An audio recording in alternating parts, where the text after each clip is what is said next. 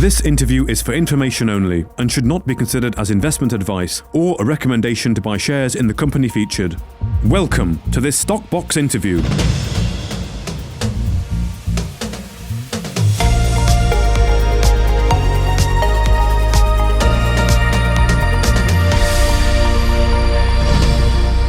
Joining us today is David Lenegast, the chairman of Vinanz PLC. Thank you very much for joining us again, David. How are you? I'm really good, thanks, Mark. Talking to you from sunny Monaco. Well, thank you very much, Jeff, from sunny Monaco. It looks very nice where you are, but we're going to, of course. I used to have my boat moored literally behind me, so okay. Sadly I don't have a 130-foot boat anymore because I sold it pre-COVID.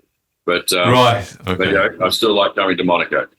Yes, well, I can't blame you for that. Of course, we're going to be talking, get a bit of an update on all things Vinanz today and how things are going. Your interims were released recently, as well as lots of updates of upgrades to miners and expanding into new regions. But first of all, just generally on the interims there, the company did make a profit. 174,859 was made. And this is gross profit from, or net profit from what you've been mining on the Bitcoin front. Yeah, look, it's very pleasing that in that 6 months we made a profit. Our profits from here will rise quite significantly. That was from our Bitcoin mining operations in Canada and Nebraska. The issue is that a lot of the new mining fleet that we put on really didn't contribute for the whole of the 6 months. So that's why we're fairly comfortable that things are going to look a lot better in the next 6 months and beyond. But it's very nice to make a maiden profit, in the second 6 months of being listed. So we're quite excited about that. Okay. And we're building something that we think is going to become really big here. I mean, as a board, we're really excited that we could turn this into something really quite substantial as a company.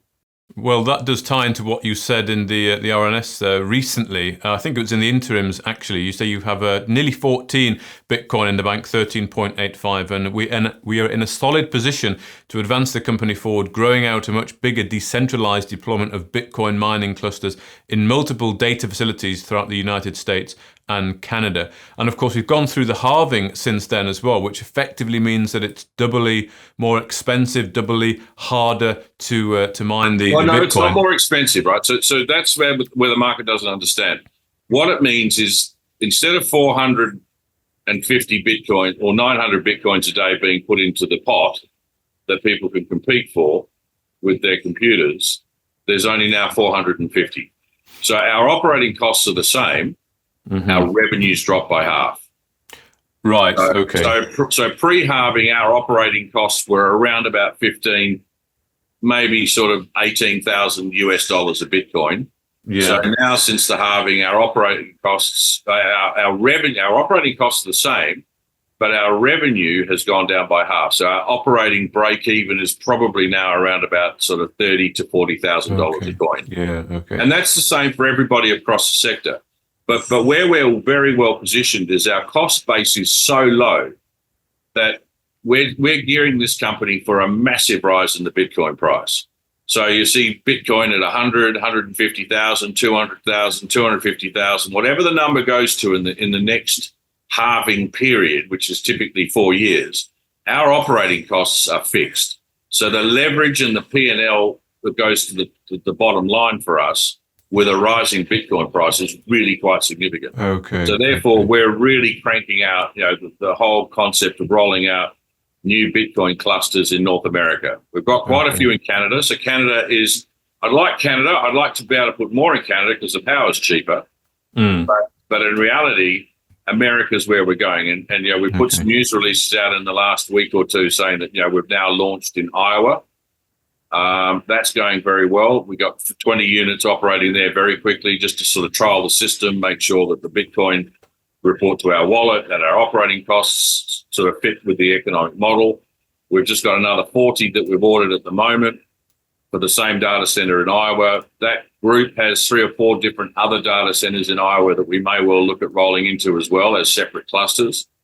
And today I've got quite a few conference calls with other hosting centers in the States, Indiana, Florida, Michigan, with the view of rolling out, new clusters in those areas. And then as we sort of roll the clusters out, we'll start small, gradually build them bigger, And that sort of sits with our de-risking and the decentralized model. So, we're pretty excited about where this is going. Okay, so since the halving, it becomes there's less available every day. So does that mean that the miners are having to work longer, thus costing? No, the miners work 24/7. It just basically means that instead of mining, like in Canada, we were mining 0.06 bitcoins per day. Right. Okay. We're now mining 0.03 bitcoins. Okay. Right. Okay. And you say the cost that's is fixed. compensated with a rising Bitcoin price. So the higher the price, you might be mining half the amount of Bitcoin, but if your Bitcoin price doubles, you're back to where you started.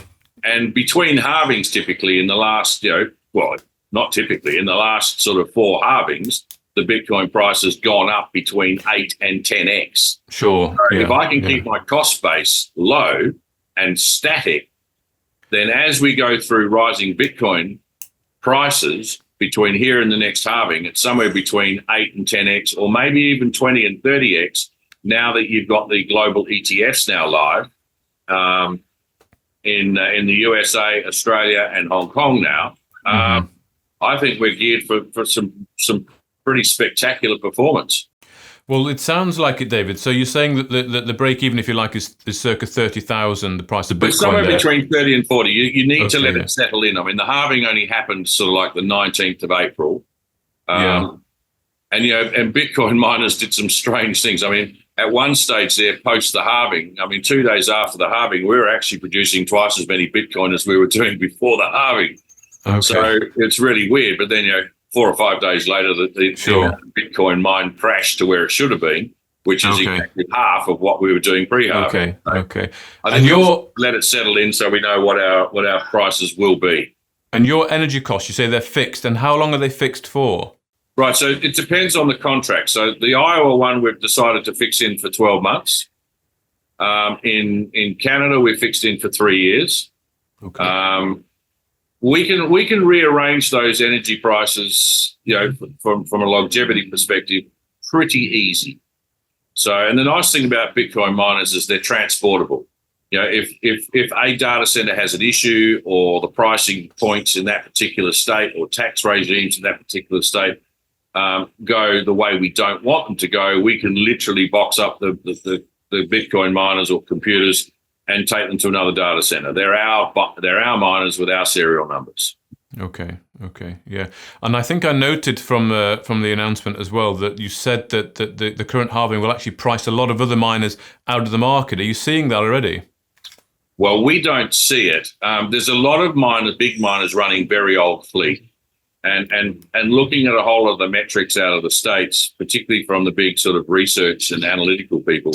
Unless you're running SJ19 or SJ19 Pro Plus, which is sort of the 120 terahash rate Bitcoin miners, at a power price of 7 or 8 cents or 9, that's it. Anything, if your power price is higher or your machines are below 120 terahash per second, you're struggling to make money at this Bitcoin price. Now, if you can hold on for a while and wait for the Bitcoin price to rise, maybe it's 6 months, 12 months, then that's fine. But you've got to then pay for all of those months of loss-making Bitcoin operations. The other problem with Bitcoin mining is you can't just turn off your machines at the hosting center and say, that's fine, Bitcoin price isn't working, I'll just turn off my machines. They're still going to charge you the fixed price as if your machines were running. So you have to run them at a loss. So I would say there's a lot of kit and data centers around the world right now actually running at a loss. Right. Okay. So and is the answer in a really good position? Yeah. Okay. So is the answer to really be running the latest equipment and upgrading all the time? I noticed because then you've got the contra against it. So when you run the latest equipment, so the fastest machines available at the moment are the S21s, which are about 200 terahash. You can actually sort of get up to about 240 terahash machines in about September, October. The problem with that is that they're about 3 times the price. So even though you might be getting double the hash rate in processing power, you're actually paying 3 to 4 times the capital cost, and therefore your payback is a whole lot longer. So just to run the fastest machines doesn't necessarily make the most economic sense. The most economic sense is what's your best price per terahash per capital install. And right now that for us is the SJ19 Pro Plus, which is 120 terahash. Okay, so the SJ19. You did buy the new S10 SJ. SJ. Everything that we're buying now in the next 3 to 6 months is going to be SJ19 Pro Plus, which are 120 terahash machines. And from what we're seeing as they're going online in Iowa, they're performing exactly across the board. But each one is slightly different, and each machine varies day by day. But across the sector, with the initial installation, we're actually running at about probably 125 terahash across the fleet. And that's before we look at overclocking, which basically speeds them. Yeah, okay. And you did buy some S21s, we bought some didn't you? S21s, and they're operating in Canada. We wanted to see how they work for us, because ultimately the world will go to S21s when their capital cost price. So it's a trial period. It's a trial. Yeah, we wanted to make sure that they worked, because eventually the price of the S21s will fall to make it commercially acceptable. Okay. And they're going like a screaming, they're 200 terahash machines. I think they're averaging about 220 terahash, which is brilliant. Okay. Yeah. It'll probably take us a year and a half to pay them off. Whereas the existing miners, we will pay back the capital cost within sort of, see how the numbers work out, somewhere around about 7 to 9 months.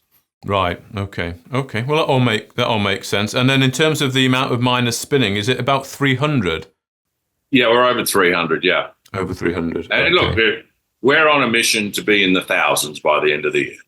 Thousands by the end of the year? That's our plan. How we get there, we'll all have to find out. But that's our mission, is to get thousands spinning in North America between here and the end of the year. And that's spread across Nebraska, Quebec, and Iowa? That'll be across probably 6 or 7 US states.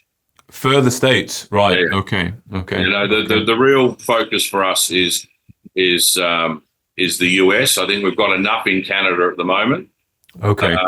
And the model is really sort of multiple clusters of circa 500 Bitcoin miners per cluster. Okay. So we don't want to be too one country centric. We don't want to be too one state centric. Sure. Okay. Well, I think I noticed at the end of the interims, I think your closing line was something like onwards and upwards. I think is that the general? We can just say I'm in the Bitcoin 1 million club. 1 million per Bitcoin. Yeah. Look, if you look at the typical halving numbers in the last 4 cycles, it's between 8 and 10x, and that was just the crypto world buying in and out of Bitcoin and Ether and Solana and all those other things, right? But now that you've got the Americans trading actively spot ETF Bitcoins 1-to-1, which means they're guaranteed to own a Bitcoin. You've now got Hong Kong that's open and live on the same thing. Australia went live literally 2 weeks ago. You're seeing other countries lining up to go spot ETF 1-to-1, 1-to-1s on the Bitcoin. I mean, where are we looking at in the next halving cycle? It's not 8 to 10x. In my view, it's somewhere between 20 and 30x. Right. Now that sounds like a lot, but 8 to 10x also sounded a lot. But it's been a reality. And if you even talk 20x, and the current Bitcoin price is circa 70,000, you're now in the $1.4 million Bitcoin price realm. So if you want $1 million Bitcoin price, it's a 15x. So if historically it's been 8 and 10x for a 4-year cycle, and now that the fiat world can now openly trade Bitcoin, with the exception of England and Europe because they don't understand it, and it's principally illegal for fund managers to do it, I can well see a 15x, yeah. So I'm in the $1 million Bitcoin Plus club, and that's where we're gearing this company to. Right.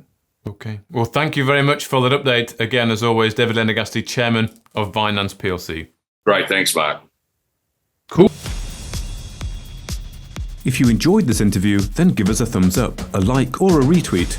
subscribe to us on YouTube or follow us on Twitter, and hit that notification bell to be the first to know when we release new content. There's loads of great content on our website too, across all our programs at stockboxmedia.com. Thank you for watching.